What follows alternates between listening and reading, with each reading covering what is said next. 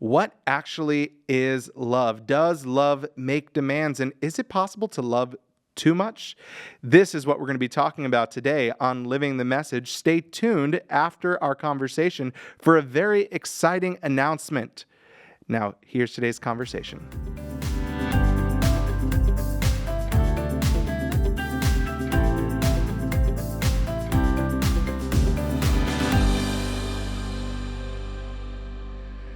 Hey, this is Living the Message, where we discuss how the message of Christ might dwell among us richly.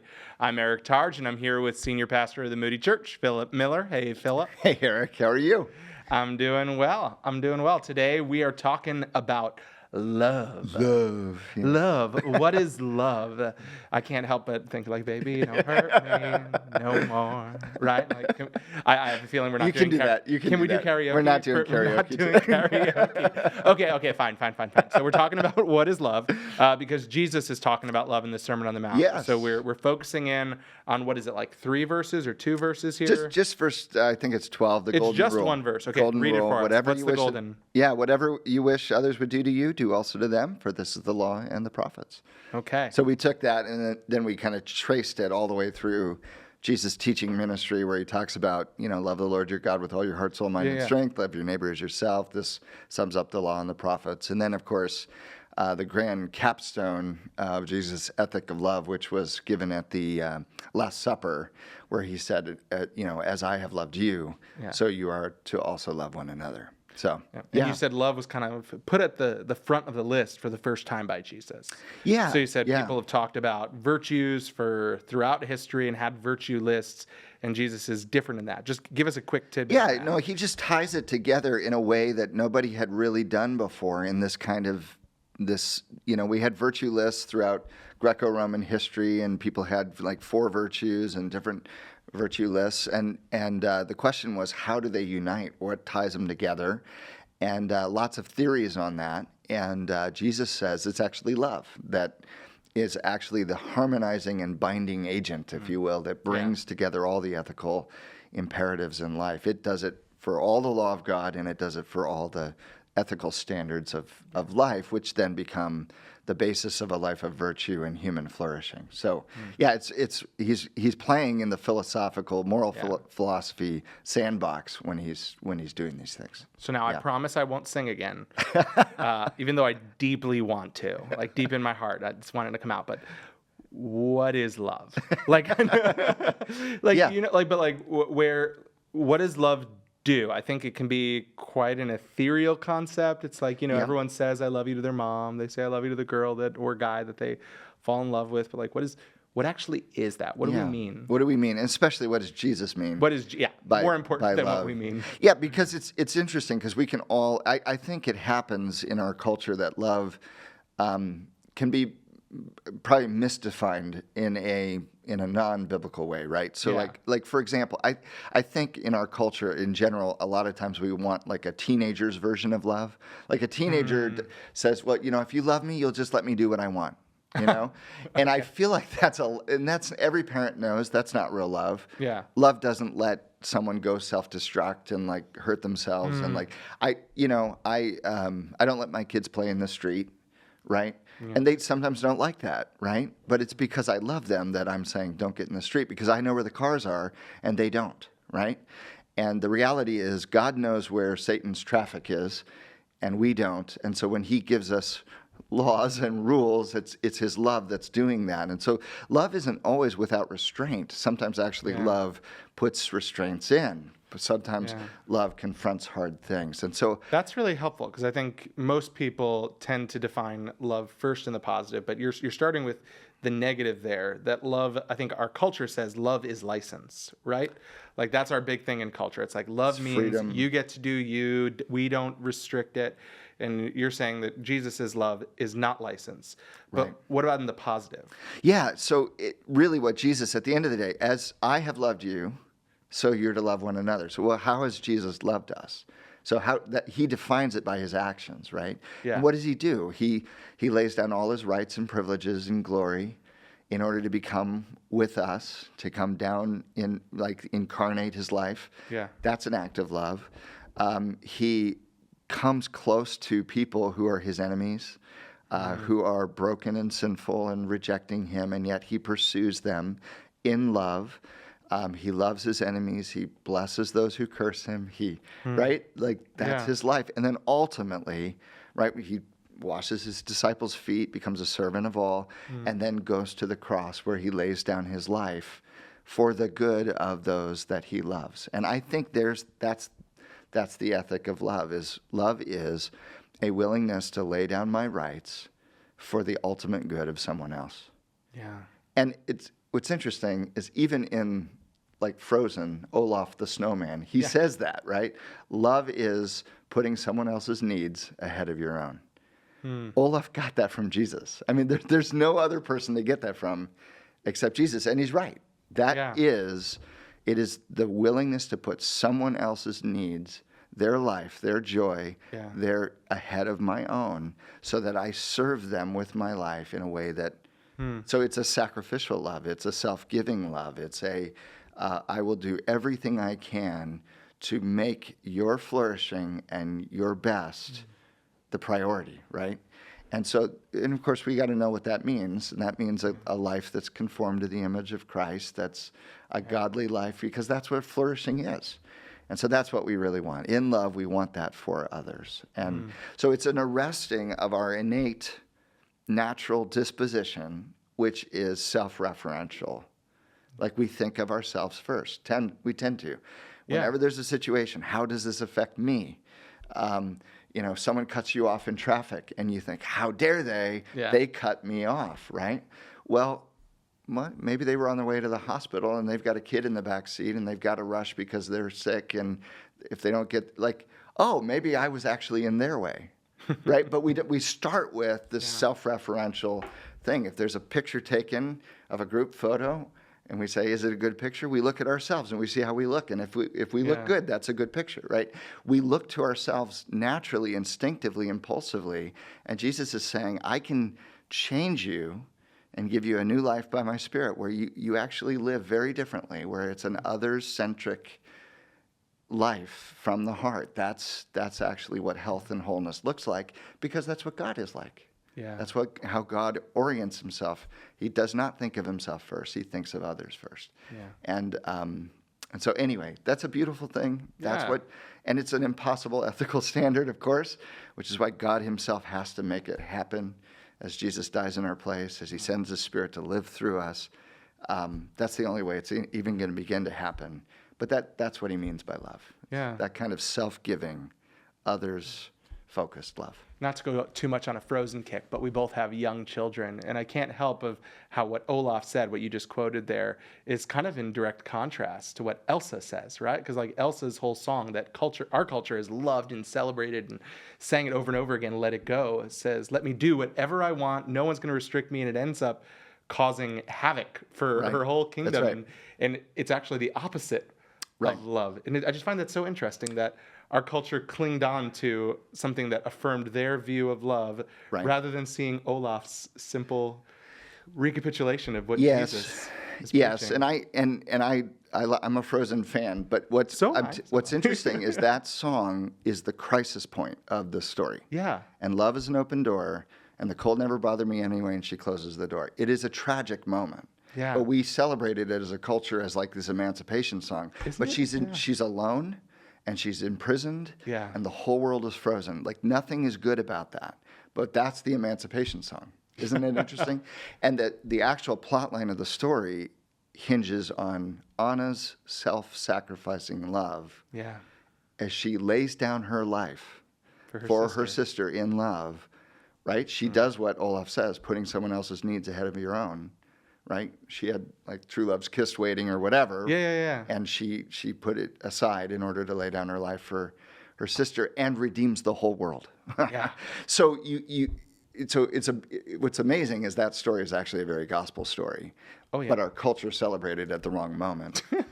But it's because we twist the idea of love and we want to make a love that's about us rather than about others, which is what Jesus is after. Yeah. Culture would say that maybe Anna shouldn't have done that. She shouldn't have done that. Or go to another movie, go to Titanic. It's like Jack shouldn't have just given Rose the door. There was plenty of room to share on that door. And so I'm quoting these things or Right. referring to them because I want to ask the question of, is it possible to love too much? Like, is there a place? So we had a woman that texted in about an adult child where it seemed like there was a little bit of a codependent relationship and maybe even an enabling relationship. And the person who texted in asked, how does love and codependence work together? Like, is there a point where we just say, you know what, I shouldn't die for you, Elsa? Or, yeah, you know what, Rose, you can move over. There's plenty of room on this door for me too. Yeah. Well, what's interesting is those moments in the movie are beautiful. Yeah. Like we cry and we remember those stories because it is such an act of demonstrated love. Yeah. That self-giving love. The question that's being written in here is, when is it too far? When have I enabled? When have I just let somebody walk all over me? When have I just... And really, that's not love either. Okay, Yeah. Codependency isn't love because love is after the health and wholeness and flourishing of the other, which doesn't mean I take away all their problems and they have a friction-free life and they never get to grow up and deal with reality and they never face the consequences of their choices. Like if I take my kids and I take away all consequences from their life, my son buys a cheap little toy and he throws it recklessly and it breaks and he's sad. And I just immediately replace it, and I don't allow him to cry, and I don't let him learn from that experience, and I don't let him experience, like, you got to take care of your stuff, and, like, sometimes, like, we can't fix this, or what, you know what I mean? Yeah. Like, if I take away all the learning, he's never going to grow up. He'll never be responsible. He'll never be a healthy, whole, flourishing individual because I've taken away the things that would make him grow and give him responsibility and help him understand that there's choices and those choices have consequences and sometimes those consequences you need to learn from, right? And so I think what happens is we think it's love. It's like, oh well, I don't want them to be unhappy because love means making sure they're not unhappy, and that's not love. Love wants flourishing and robust maturity, and that's going to be hard at times, right? And so sometimes love doesn't bail out someone from their problem. Sometimes love doesn't just pay off the credit card bill when they overspend.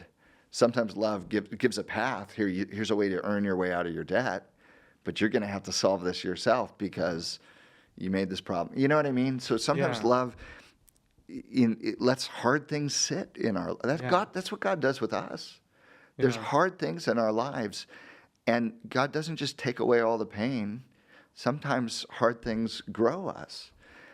There's a great little passage in The Problem of Pain by C.S. Lewis, and I know I overquote him, but that's okay. But it's C.S. Lewis. I know. We love Lewis. I do love him, and but he talks about like, say you're a painting, you're a canvas, and an artist is like painting and then scraping and then repainting and then smudging out and then redoing and like. Right? Mm-hmm. If you're the canvas, you're like, dude, if you love me, just leave me alone here. Right? Yeah. But what if the artist in love wants it to be beautiful and is persistently pursuing that beauty, even if it's hard at points because it's so insistent about making it beautiful in the end? If the canvas says, hey, leave me alone, you're asking for less love, not more. Yeah. Right? Or he uses the analogy of like a dog that's being... being trained. The owner is training the dog so that he can take the dog with him everywhere, right? And he'll be well behaved. He can go out in public, right? But there's discipline in that and training in that, and you can't do that, and you can't pee on the rug, and you've got it, right? And so there's discipline and there's training in there. And if the dog is like, dude, just leave me alone. If you love me, you leave me alone and let me do whatever I want. That dog would be asking for more love and not more. Right? Yeah. And so, again, helpful analogies that when we don't want... So love sometimes allows hard things for a greater good and a higher end, right? Mm-hmm. That's how God loves us, and that's how we love our kids as parents. And so sometimes love looks like that, right? And Sounds so though like you're saying that love has a purpose. Like does. that feels like Yeah. like a big part of it. So you talked about health, wholeness, flourishing. It's purposeful. But what about when a person comes to the point where they feel like their love is purposeless in the sense that, hey, listen, I'm loving this person, but I know they're never going to love me back. There is never going to be any reciprocal relationship here. Like Jesus loves us so that we might love him, right? When Right. we would say that Jesus says, love others as I have loved you, which is for the purpose of that we might see him in all of his beauty. But is there a point where you just say, this person just, they're not Yeah. going to love me back. This is Yeah. is there such thing as a person that's a waste of love? Maybe that's too harsh a phrase. Oh, no, You can but- walk it back if but you I want think, to. Well, I think you're saying what maybe we don't say out loud, but we think, right? Maybe somebody. Whoops. So, no. So let's back up for 1 second Go and for it, just please. just notice that God does love us so that we love him back, but not everybody loves him back, right? point, yeah. So God lavishes love on people who actually never reciprocate. Right, that's actually the point in Matthew when he says God sends the rain and the sun on the just and the unjust, the righteous and the unrighteous. So like he lavishes his love, his common grace on a world, some of whom will never return and reciprocate his love. So God gets a lot of rejection, Yeah. right? And so he knows how that feels. So that's good, but the ethic of love is to love like him. And that's where Jesus says, love your enemies. Anybody can love their friends. Everyone loves their friends. Other pagans and unrighteous people, the Gentiles, they all love their friends. But if you love your enemy, you're like your sons of your Father in heaven. And I think that's what Jesus is talking about there. There is a way to love people with no expectations of ever receiving love back. I think where we get in trouble is when we say, I love them, but I actually had a unspoken expectation that they were going to reciprocate. And now I feel like, well, I'm just wasting my time because I've been loving them and they've never loved me back. And so I don't know what I'm doing. Yeah. But what if we love for their sake and their sake alone? And say, I'm going to extend mercy and friendship and kindness, and I'm going to speak truth in love in their life and not quit on them, even when I know the expectation is that they're never going to love me back. Yeah. Maybe I don't need them to love me back, to love like my Father, because I've been so loved by my Father. That's hard love. That's a hard assignment. Yeah. To love someone who can't love you back. But that's how God loved you. When you were an enemy, he came for you, loved you, Christ laid down his life for you, right? And so there's a pursuing love. I think there's a little bit of a boundary there, which is like, I'm not expecting anything out of this relationship. If you have the expectation, then you're constantly going to be disappointed. But if you just say, you know what, I'm loving them for Christ's sake. Yeah.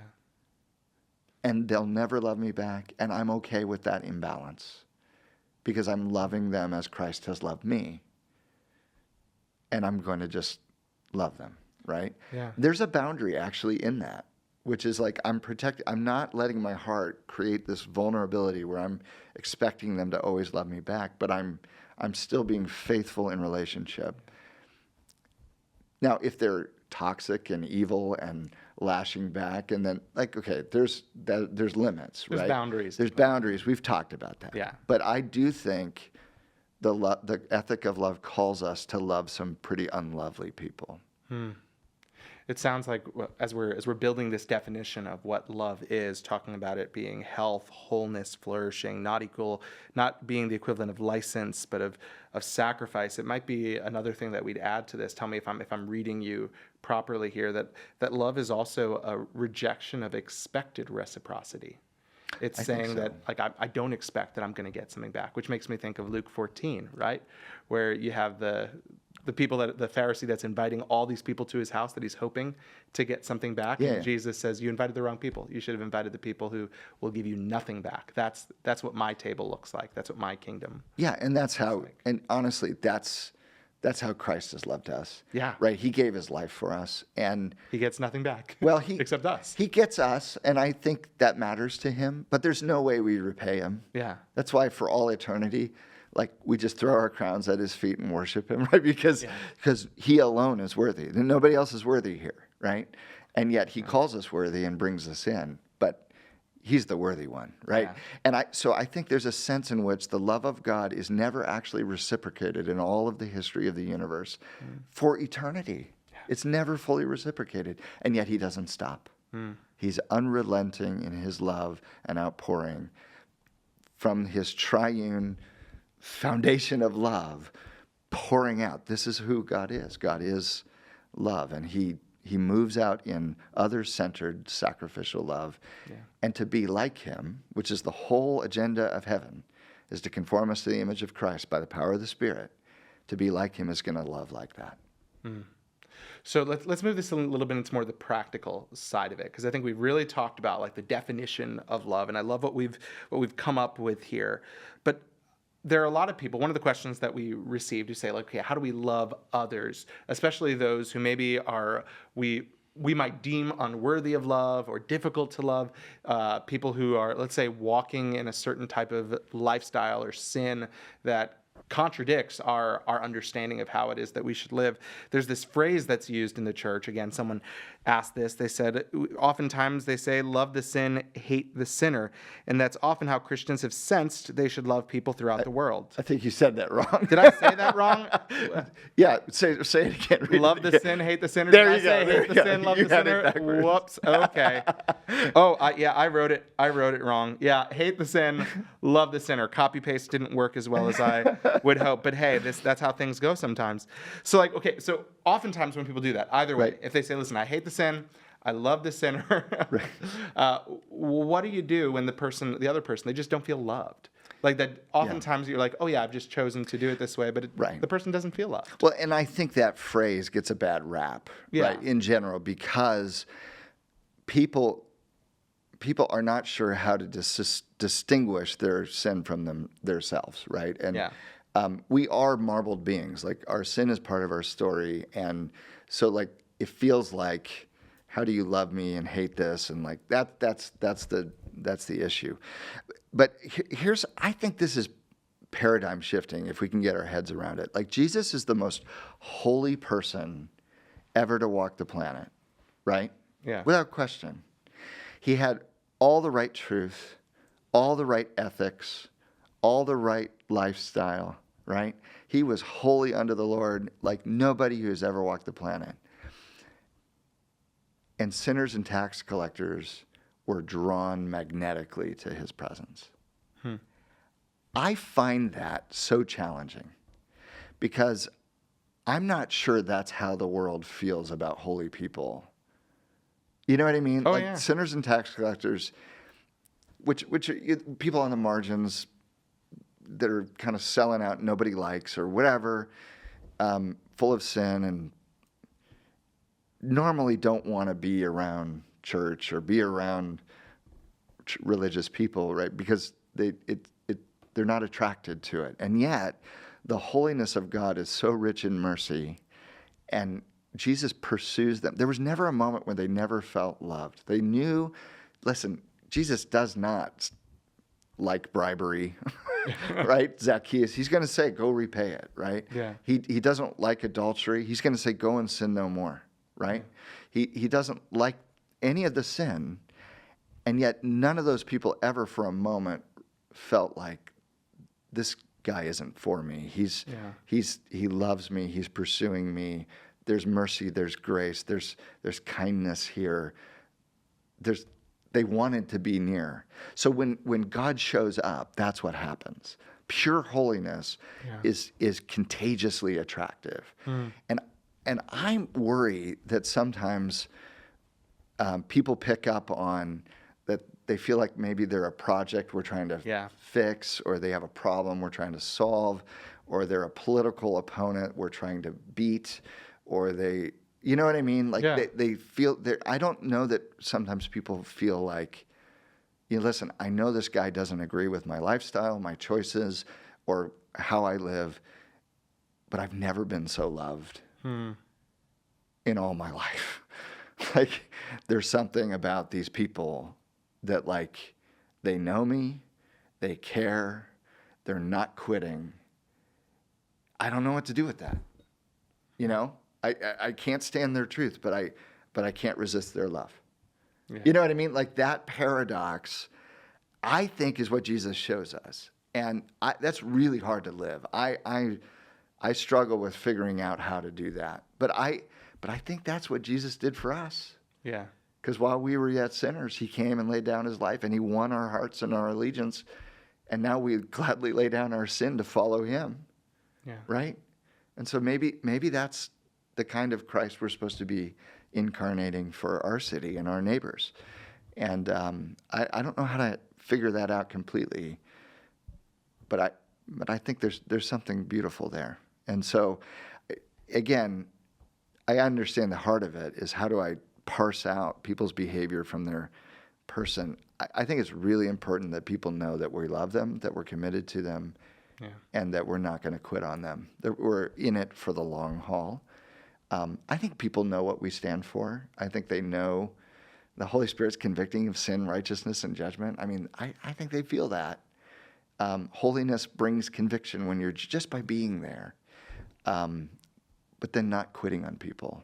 Yeah. And being for them and demonstrating that in ways that they go, I don't know what to do with this. Nobody loves me like these people. You know, I think there's power in that. Yeah, and back to what we said at the very beginning when you were talking about what love is, it makes me think of the idea that love is humble. Like, love has It that is. humility. And so instead of constantly saying, you know, I hate the sin, I love the sinner, why not just say, you know what, love the sinner and hate my own sin, and allow yourself to say, you know what, I recognize my own brokenness. And we have more in common with sinful people than we do with anybody else. Yeah. Because we're as Paul says, I'm the chief of sinners. And that's a person who's walked with Jesus a long time and yet is so acutely aware of their own sin that they don't come out in a judgmental, condemning sort of way. It's what Jesus does with the woman caught in adultery. Neither do I condemn you.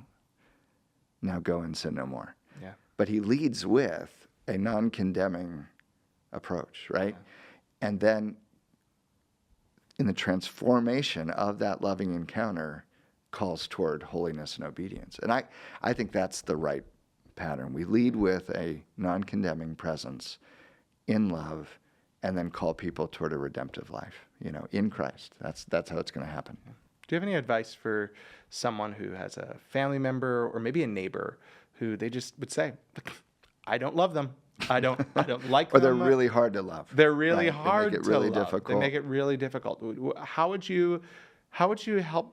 What advice would you give them to kind of exercise that love muscle, to get that love muscle that's maybe atrophied in that relationship to actually work? What should they do? That's a really good question. I think play the long game. Okay. Go for the long haul. Just remember, the most important thing in that relationship is that they ultimately be reconciled to Jesus. That's the main thing.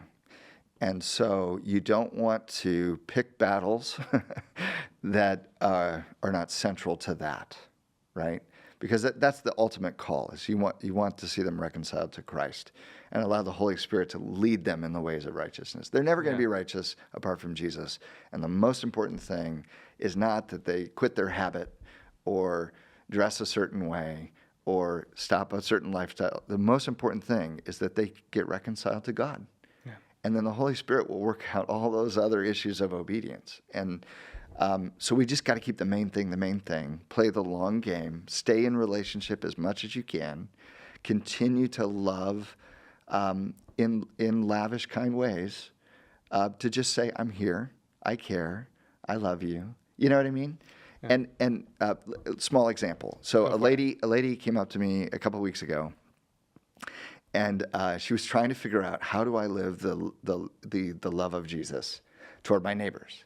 and the neighbors are really obnoxious. They play their stereo really loud, and it comes through the wall, and she can't sleep, and it's keeping her up at night.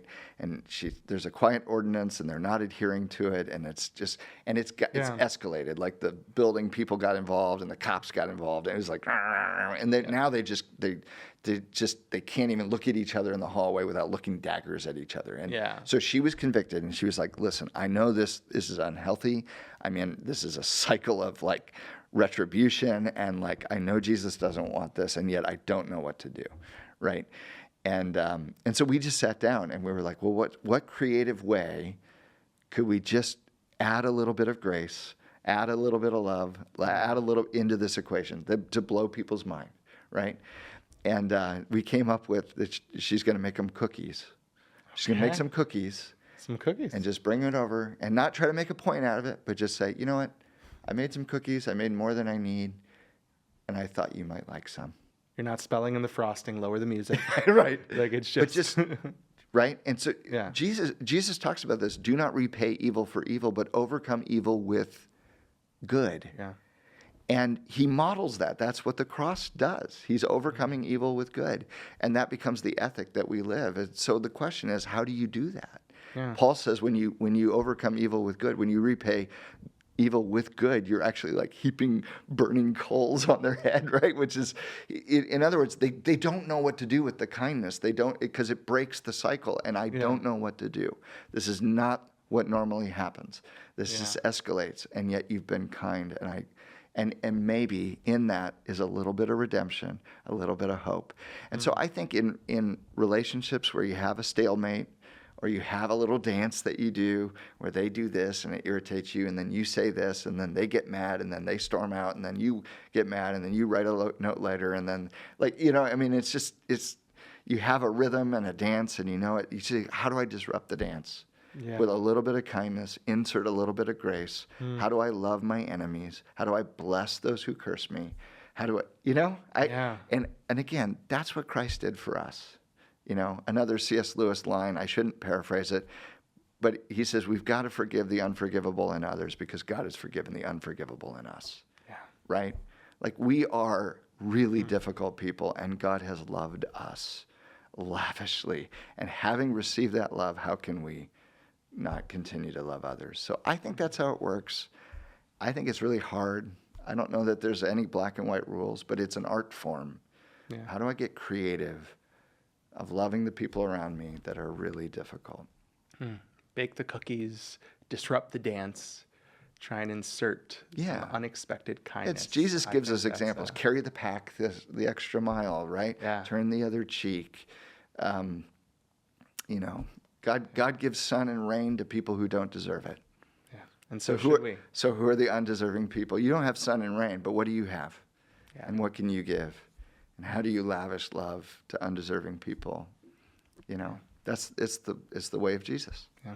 Have you enjoyed this conversation? Do you wish that you could actually be a part of it live? Well, guess what? I got some exciting news for you. In 2 weeks, Living the Message is going to be live, recorded here at the Moody Church in our sanctuary. I believe that is August 7th, right? Yes. August 7th, so. We're going to be live. We're going to be using a special app for people to be able to type in questions, whether you're watching online or in person. You can be involved, though I encourage you, come in person on August 7th. I think it's going to be a ton of fun. You know what I'm excited about? That whole thing is we're going to invite questions from the whole Sermon on the Mount, the whole series, front to back. So we've been doing it piecemeal all the way through, but we're going to zoom out and look at the whole package of the Sermon on the Mount. So basically any question, like people, even from 2 months ago, a message 2 months ago, if something hasn't been answered or you're really just burdened by it, like this is an opportunity. Or maybe you've just been doing your reading and you're like, wait a second, I went through this again and Philip didn't talk about this. And that could be a great time. So we'll dive in. We'll just see where it goes. It'll be a live, open conversation. It'll be fun. It'll be a lot of fun. So make sure to save the date. Be there in 2 weeks. We hope to see you there. Hey, if you enjoyed this conversation, we want to encourage you to check out the sermon that went along with it. If you have questions ever about the messages, be sure to send a text in to 312-682-1888. 888, or send an email to livingthemessage@moodychurch.org. We really do hope that you were encouraged, equipped, and enabled to now go and live the message.